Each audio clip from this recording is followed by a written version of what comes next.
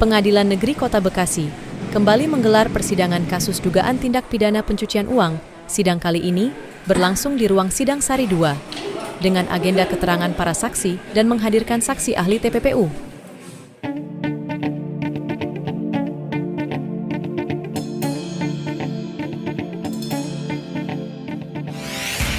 Di hadapan Ketua Majelis Hakim, para saksi masing-masing memberikan keterangannya, yaitu Yulianto bersama adiknya dan juga ayahnya, dan Rosidah ibu kandung Yulianto. Sementara pengakuan Yulianto sejak tahun 2018 menjadi bagian pembantu rumah tangga keluarga terdakwa Abdurrahman Yusuf dan Suryani. Kalau misalnya keterangan saksi ahli ya, saya belum bisa komentar ya, karena nanti kepada klien saya aja pas pemeriksaan terhadap klien saya, nanti saya akan berikan keterangan seleluasa karena apa.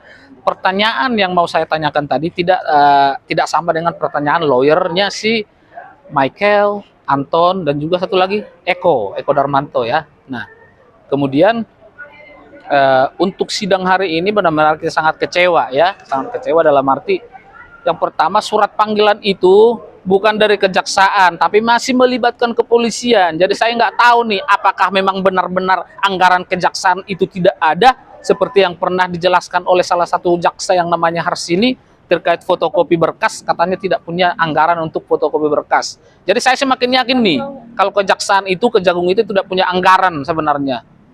Untuk panggilan aja, mereka harus masih menggunakan kepolisian, pihak kepolisian seperti itu. Itu yang kedua. Terus yang ketiga, tadi saksi Rosidah dan Yulianto melapor ke saya sendiri, diintervensi. Apakah itu mengancam? Menurut saya mengancam.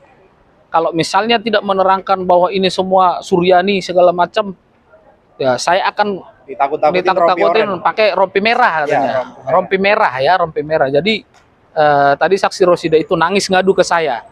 Kok sampai begini sih? Sampai segitunya sih ini pihak kejaksaan. Saya nggak paham maksudnya mereka ini apa. Dari awal saya sudah ngomong bahwa mereka itu punya hak ya. Hak asasi manusia mereka punya. Terus ditelanjangin. Saksi jadi pas pemeriksaan di kepolisian tadi udah mengaku sendiri bahwa saksi atas nama Yulianto ditelanjangin di kamar mandi. Kemudian pada saat Rosidah diperiksa juga di Barreskrim, cincinnya itu diambil, dicopot langsung dari tangannya, dan itu tidak ada di STP, tidak ada surat tanda penyitaannya. Kalau memang itu barang bukti harusnya ada surat tanda penerimaan. Rakus sekali ya. Padahal bukan miliknya Suryani atau Ahy. Bukan, tadi pengakuannya bukan. Dan kemudian hasil-hasil dari itu adalah gaji semua. Gajinya Yulianto bersama ayahnya, adiknya, dan juga Rosidah sebagai ibunya selama bantu-bantu di sana sebagai tadi bilang momong anaknya, terus ibunya sebagai bagian dapur dari keluarga Suryani dan Pak Aye. Itu semua gaji, tapi tetap aja disita semua. Kalau menurut saya sih nggak ada hubungannya. Terus kemudian kalau tadi ngancam-ngancam begitu, kenapa nggak dari kemarin dijadikan tersangka ini, saksi yang dua. Kemudian terkait Rosidah dan Yulianto, ketika ini sudah penyerahan tersangka dari kepolisian kepada kejaksaan, dia masih dihubungi polisi untuk wajib lapor.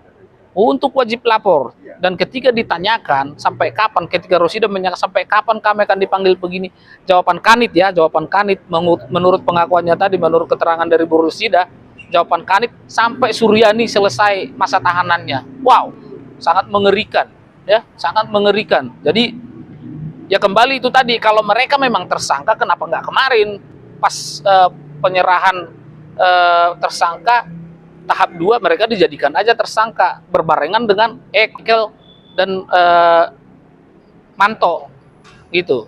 Kenapa nggak berbarengan?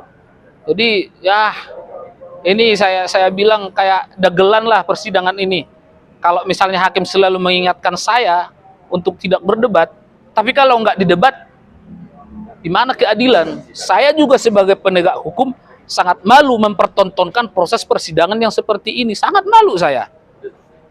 Yang oleh undang-undang saya disebut penegak hukum, sangat malu saya. Tapi demi keadilan, saya harus teriak. Gitu.